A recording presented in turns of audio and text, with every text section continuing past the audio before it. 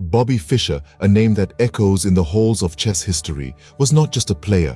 He was a maestro, a virtuoso of the 64 squares.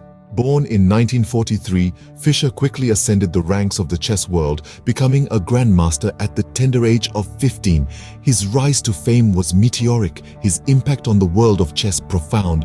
Fischer was known for his relentless attacking style, his uncanny ability to seize control of the game, and his knack for turning seemingly innocuous positions into lethal traps. He was a pioneer, a rebel, and a legend all rolled into one. He revolutionized the game, pushing the boundaries of strategy, tactics, and sheer audacity. His games were not just battles, they were works of art, intricate and beautiful, filled with surprise and suspense. Bobby Fischer wasn't just playing chess, he was composing symphonies on the chessboard. Picture this: a 13-year-old Bobby Fischer, relatively unknown, facing off against Donald Byrne, one of America's top players. It's the year 1956, and we're in the midst of what will later be known as the game of the century.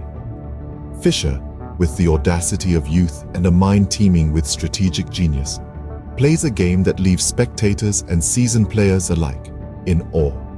The board becomes his stage, the pieces, actors in a drama of his design. Then comes the 17th move. Fischer, in a stroke of sheer audacity, sacrifices his queen. Gasps echo around the room, but this isn't a blunder, it's a calculated gambit.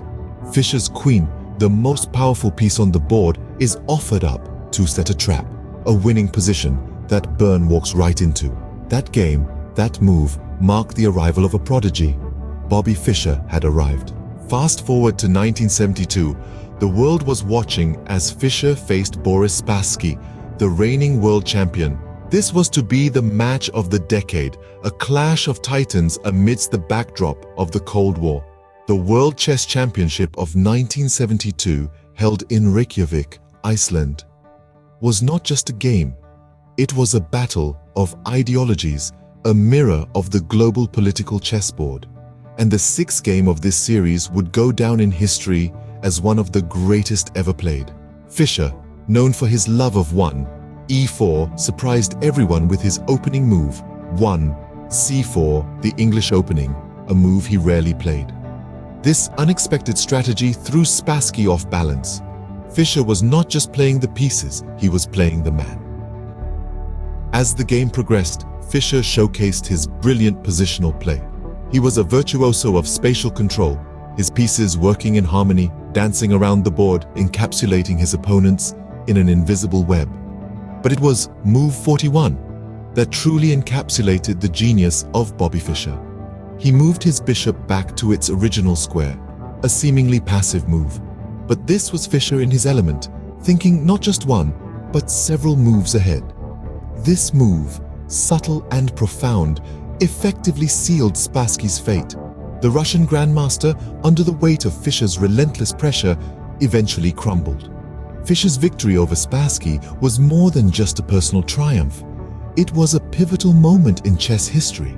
It was a testament to Fischer's innovative approach and his ability to think outside the conventional chess wisdom.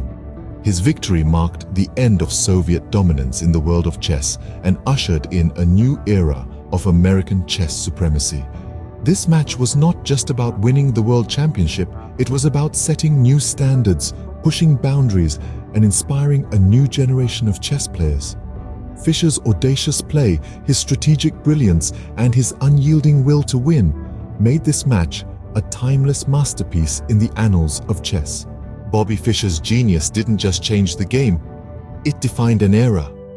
As we delve into Fischer's legacy, we find a man whose influence on the chess world was, and continues to be, profound. His exceptional understanding of the game was more than a mere mastery of tactics and strategies. It was akin to a dance, an intimate interplay between the player and the pieces, a testament to the human mind's capacity for complex thought and creativity. Fischer's approach to chess was revolutionary. He was a pioneer, daring to challenge the status quo, to question established norms, and to craft strategies that were as bold as they were brilliant. His games were not just about winning or losing, They were a quest for perfection, a pursuit of the ultimate truth in a world confined to 64 squares. He was a maverick, a lone wolf who ventured where others feared to tread. His audacious king's gambit, his impeccable endgame technique, his uncanny knack for turning seemingly innocuous positions into devastating attacks, all bear testament to his genius. His games were a symphony of chess ideas, a melange of creativity and logic, of audacity and precision. And Fischer's genius did not exist in isolation. It was a beacon, a source of inspiration for generations of chess players who dared to dream, who dared to believe that they too could one day emulate his feats. His legacy is not just in the games he played, but in the minds he inspired, the hearts he ignited with a love for this beautiful game. Yet Fischer was more than just a chess player. He was an embodiment of the game itself. He lived chess, breathed chess, dreamt chess. His life was a testament to the power of dedication, of passion, of an unwavering belief in one's abilities. Bobby Fischer didn't just play chess, he lived it, breathed it, and in doing so became a legend. His legacy, his genius, his passion for chess continue to inspire and will continue to do so for generations to come.